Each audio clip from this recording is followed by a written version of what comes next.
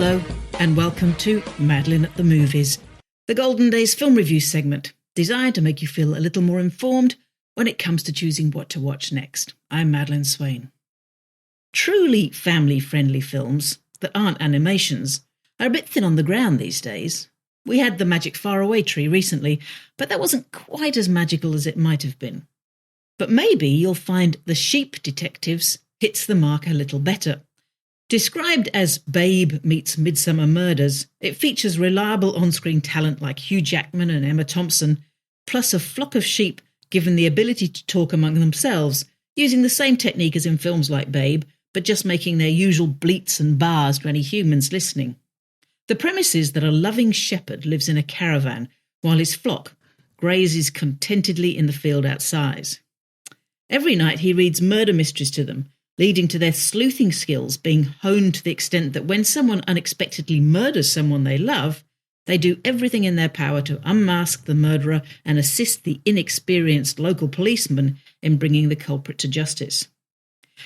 It's a deliberately non-geographically specific film. The village and the farmlands look quintessentially English, but aren't identified as such. Most of the human actors are from the UK or Ireland, but a handful of the leads, including Jackman, Hong Chow and rising star Nicholas Brown, clearly are not.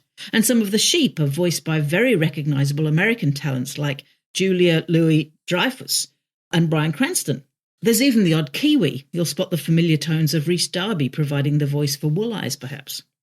And this vague location setting is clearly intended to give the film maximum appeal across the globe, and I think it works, very much in the same way that Babe did. The film does have charm. Jackman is good in a ruggedly dependable kind of way. The sheep have carefully delineated personalities and are all well voiced.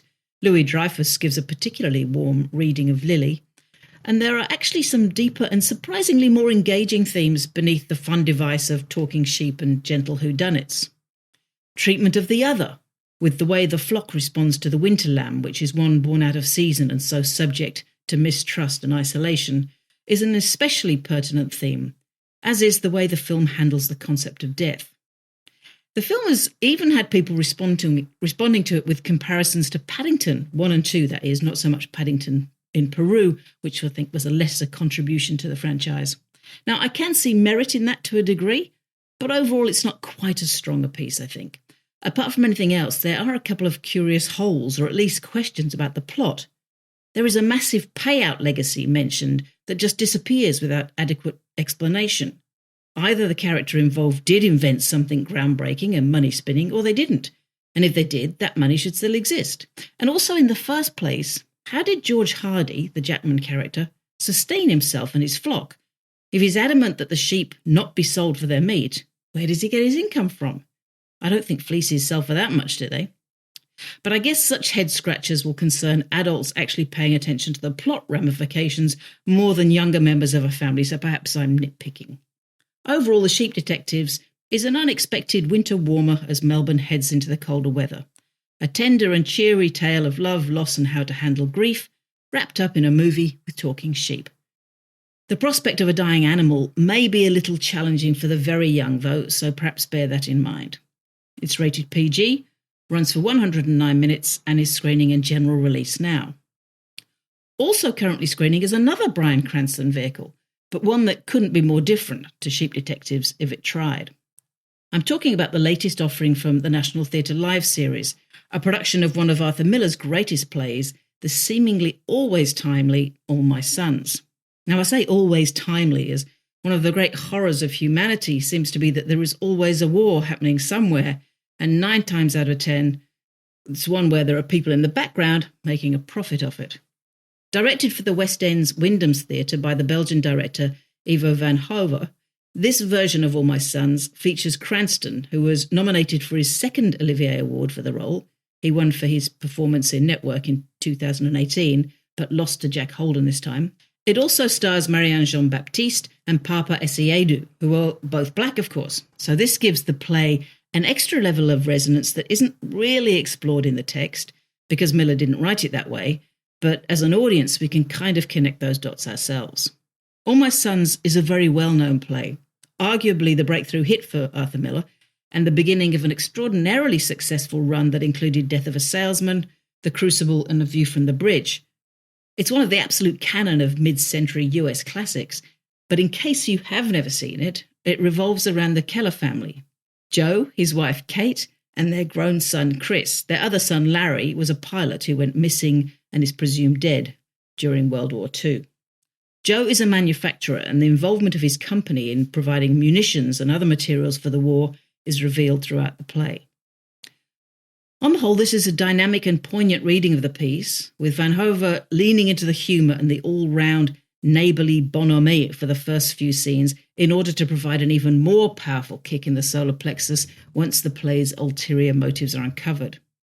It does then become a bit of a contest between the leads as to who can produce the most tears on stage, which doesn't always work as well on film as perhaps it did in the theatre. Not so much that everyone is overacting wildly, but that there is an argument to be made that they're all feeling lots of emotions so deeply and are so caught up in them that they forget to bring the audience along.